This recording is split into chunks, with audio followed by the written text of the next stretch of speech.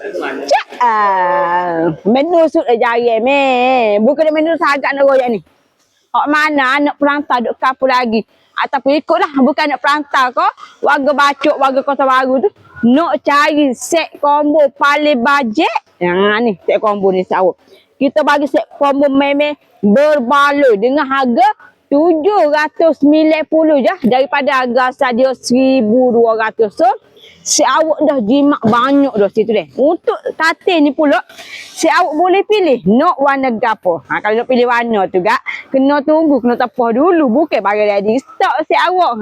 Untuk combo ni kita mari sekali dengan katil diwan bersaiz free dan juga tilam bersaiz free ketebalan 8 inci dan ada waranti 5 tahun deh.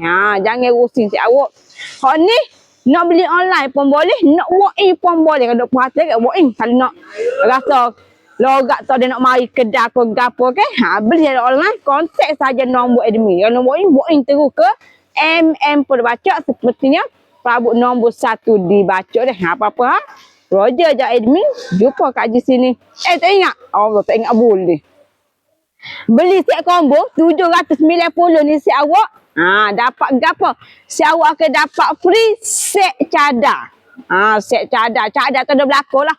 Sarung lembek, sarung bata golek. Ada belakang komplit deh. So, berasa kena ataupun berminat dengan set combo ni, nak letak di homestay pun boleh, nak beli ke anak tina pun boleh, nak beli ke anak jatuh pun boleh, nak letak bilik tamu pun boleh juga. So, nak perhati betul buat ke Ahmad Baca, kontak saja nombor Kak Din, nombor di bio. Okey, bye-bye lah, cak, salam.